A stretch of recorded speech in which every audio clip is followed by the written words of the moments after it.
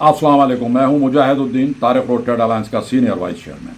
हमारे मुल्क में वफाक का टैक्स कलेक्शन का इदारा FBR है और सिंध का जो है SRB है, और इस तरह हर सूबे के अदारे हैं जो टैक्स कलेक्ट कर सकते हैं। तो फिर टैक्स जो है सेल्स टैक्स और इनकम टैक्स बिजली के बिल में क्यों लिए जाते हैं? ये एक तरीके की फांदेबाजी है। जो लोग टैक्स नेट में नहीं आते हैं ये उनसे भी टैक्स कलेक्ट करते हैं और वो पैसा जमा करके ये बैरून मुल्क में जायदादें बनाते हैं। और जब उनकी बातें लीक हो जाती हैं, चूँकि देखो अगर किसी आदमी की नौकरी 70,000 रुपये की है या 7 लाख रुपए महीने की है और उसको पेट्रोल बिजली ये सारी चीज़ें फ्री हैं, उन्हीं लोगों की जायदादें बाहर है ना।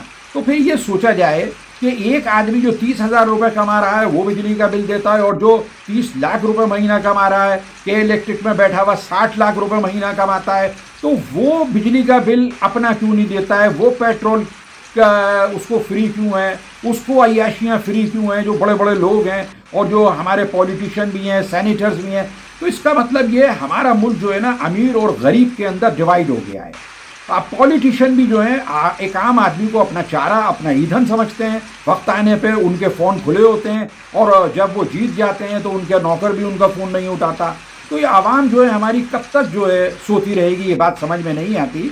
और दूसरी बात, जिनका दुबई लीग के अंदर नाम आया था उसके बाद उन्होंने, ज़ाहिर है वाइट कॉलर क्राइम थे वो सारे, अगर उन्होंने कह दिया कि भाई हमने इस तरह ली जायदाद, तो उसको भी ऑन ईयर आना चाहिए था। और जितने आदमियों के नाम थे वो सब हुर्फ बहुर्फ सब आदमियों को डिक्लेयर करना चाहिए था। दुबई के अलावा पूरी दुनिया पड़ी है जहां उन्होंने जायदादें खरीदी होंगी। यानी IMF को हमें 10,000 रुपये देने हैं तो 1 करोड़ रुपया तो इन्हीं लोगों का बैरून मुल्क में छुपा हुआ है।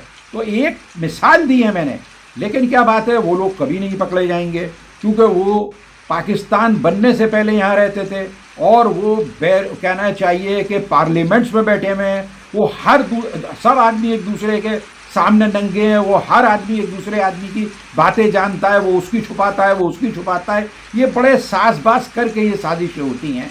और आवाम 25 करोड़ आवाम जो है वो इसका उनकी वो खाल उतार के जोक की तरीके से उनका खून चूस रहे हैं। अभी पंजाब में तरक्की हो रही है, खैबर पख्तूनख्वा ने अपना बिल पेश कर दिया है। सिंध वालों ने क्या किया? कितने अस्पताल कराची में बन गए। मेरी ये बात समझ में नहीं आती, 18वीं तरमीम के बाद कराची का जो हाल है वो किसी गटर से कम नहीं है।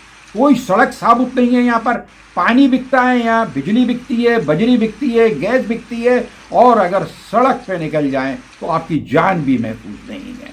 यानी यहाँ पर जो है हर वो बुरा काम होता है पाकिस्तान के अंदर। मैं ये समझता हूँ अगर किसी मुल्क के आगे इस्लामी जमहूरिया लगाओ उसमें वो काम नहीं होने चाहिए। मुजाहिदुद्दीन, अपना बहुत ख्याल रखिएगा। अल्लाह हाफ़िज़।